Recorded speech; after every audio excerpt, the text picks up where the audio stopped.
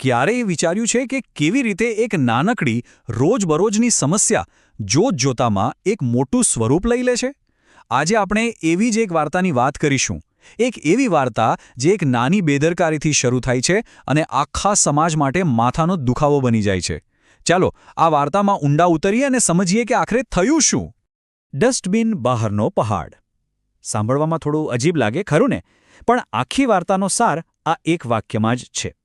આપણી એક નાની સગવડભરી આદત, અરે જગ્યા નથી, ચાલ બહાર જ મૂકી દઈએ, એ કેવી રીતે ધીમે ધીમે કચરાના ઢગલામાં એક પહાડમાં ફેરવાઈ જાય છે.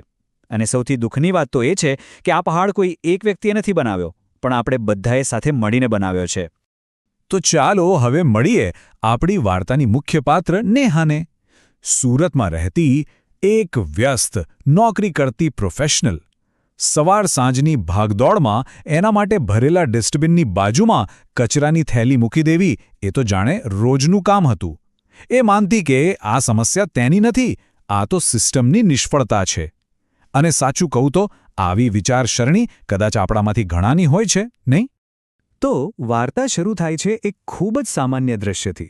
સોસાયટીના ગેટ પાસે બે મોટા ડસ્ટબિન પડેલા છે, એક લીલો અને એક વાદળી. પણ અસલી સમસ્યા ડસ્ટબિનની અંદર નથી, એ તો તેની આસપાસ ફેલાયેલી છે. એક એવી વાસ્તવિકતા જેને રોજ જોઈને પણ બધા લોકો જાણે અજાણ બનીને આગળ વધી જતા હતા. અને અહીં જ તો ખરી મજા છે. જુઓ, લોકો બહાના કેવા આપે છે અને એનું પરિણામ શું આવે છે. દરેક જણ એવું વિચારે કે ડસ્ટબિન તો ભરેલું જ છે, અથવા મારા એકલાથી શું ફરક પડશે. પણ જ્યારે આખી સોસાયટી આવું વિચારવા લાગે ત્યારે શું થાય? પરિણામ આપણી સામે જ છે. ફાકેલી થેલીઓ, રખડતા કૂતરા, ચારે બાજુ ઉડતું પ્લાસ્ટિક અને એક એવી દુર્ગંધ જે સહન ન થાય. પણ દરેક વાર્તામાં એક ટર્નિંગ પોઈન્ટ હોય છે. અને અહીં એ પોઈન્ટ છે નેહાની મમ્મીની એન્ટ્રી. એમની એક અલગ જ દૃષ્ટિ આખી પરિસ્થિતિને બદલી નાખે છે. ચાલો જોઈએ કેવી રીતે એક સાદો સવાલ પરિવર્તનની શરૂઆત કરે છે. એક સાંજે નેહા રોજની જેમ જ કચરાની થેલી લઈને બહાર નીકળી. ડસ્ટબિન તો ભરેલું જ હતું, અને જેવી એ થેલી બાજુમાં મૂકવા ગઈ એ જ વખતે એની માતાએ બહુ જ સહેજતાથી પૂછ્યું, એકદમ સાદો પણ એટલો ઊંડો સવાલ. આ પ્રશ્ને નેહાને ત્યાં જ અટકાવી દીધી અને વિચારવા પર મજબૂર કરી દીધી. અને બસ આ એક વાક્ય તો જાણે નેહાની વિચારવાની આખી રીત જ બદલી નાખી. એને પહેલીવાર એવો અહેસાસ થયો કે ડસ્ટબિનની બહાર પડેલો કચરો પણ એનો જ છે. એ ફક્ત કચરો નહોતો, એ એક જવાબદારી હતી જેને એ અત્યાર સુધી ટાળી રહી હતી.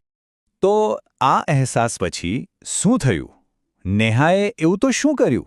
ચાલો હવે એના પર ધ્યાન આપીએ, કારણ કે પરિવર્તનનું પહેલું અને સૌથી મહત્વનું પગલું હવે લેવાનું હતું. બીજા દિવસે પણ એ જ હાલત. ડસ્ટબિન છલ્લોછલ, પણ આ વખતે નેહાએ થેલી બાજુમાં ન મૂકી. એ ત્યાં જ ઊભી રહી. 10 મિનિટ રાહ જોઈ, અને જ્યારે સફાઈ ટ્રક આવી ત્યારે તેણે જાતે જઈને કચરાની થેલી કર્મચારીને આપી. એની આ નાનકડી વાત એટલી અસામાન્ય હતી કે પેલો સફાઈ કામદાર પણ ચોંકી ગયો. એના શબ્દો હતા, મેડમ, લોકો તો બસ ફેંકીને જતા રહે છે. વિચારો, આપણે વ્યક્તિગત જવાબદારી લેવાનું કેટલું ઓછું કરી દીધું છે. અને આજ તો શરૂઆત હતી, એક નાનકડી ચિનગારી જે હવે આખા સમાજમાં ફેલાવાની હતી. એક વ્યક્તિની નાની પણ સતત કોશિશ કેવી રીતે આખા સમુદાયને અસર કરી શકે છે એ હવે આપણે જોઈશું. આ પરિવર્તન રાતોરાત નહોતું આવ્યું. શરૂઆતમાં નેહા એકલી હતી, પણ પછી એક અઠવાડિયામાં જ 2 પડોશીઓએ પણ એવું કરવાનું શરૂ કર્યું. વાત આગળ વધી અને બીજા અઠવાડિયે સોસાયટીના વોટ્સએપ ગ્રુપમાં મેસેજ ફરવા લાગ્યો. અને પરિણામ, એક જ મહિનામાં પેલો કચરાનો પહાડ ગાયબ થઈ ગયો હતો. તો આ આખી વાર્તાના અંતે આપણને શું સમજવા મળે છે? આ બોધ માત્ર કચરાના ડબ્બા પૂરતો નથી. ના, એનાથી ઘણો મોટો છે અને આપણા જીવનના દરેક પાસાને લાગુ પડે છે. નેહાની માતા જ્યારે પાછા જઈ રહ્યા હતા ત્યારે તેમને આ શબ્દો કહ્યા. આ એક વાક્ય કેટલું બધું કહી જાય છે, નહીં? પહેલાં જ્યાં ઉપેક્ષા અને કચરો દેખાતો હતો, ત્યાં હવે એક જીવંત, સ્વચ્છ સમાજ દેખાતો હતો. એ સ્વચ્છતા હવે એમના ગૌરવનું પ્રતીક બની ગઈ હતી. તો નેહાએ પોતાના માટે એક સિમ્પલ નિયમ બનાવ્યો જે આપણે પણ અપનાવી શકીએ. બસ 3 સરળ પગલાં. પહેલું, જુઓ કે ડસ્ટબિન ભરેલું છે કે નહીં. બીજું, જો ભરેલું હોય તો થોડી રાહ જુઓ. અને ત્રીજું અને સૌથી અગત્યનું, ગમે તે થાય કચરો ડસ્ટબિનની બહાર ક્યારેય નહીં. આના માટે બસ થોડી ધીરજ અને જવાબદારીની ભાવના જોઈએ. અને અંતે આ એક વિચાર સાથે હું તમને છોડી જઈશ. સમસ્યા ક્યારેય વસ્તુ કે સિસ્ટમમાં નથી હોતી. સમસ્યા તો ત્યારે શરૂ થાય છે જ્યારે આપણે આપણી પોતાની જવાબદારીને એ સિસ્ટમની બહાર મૂકી દઈએ છીએ. તો સવાલ એ નથી કે ડસ્ટબિન ભરેલું છે કે ખાલી.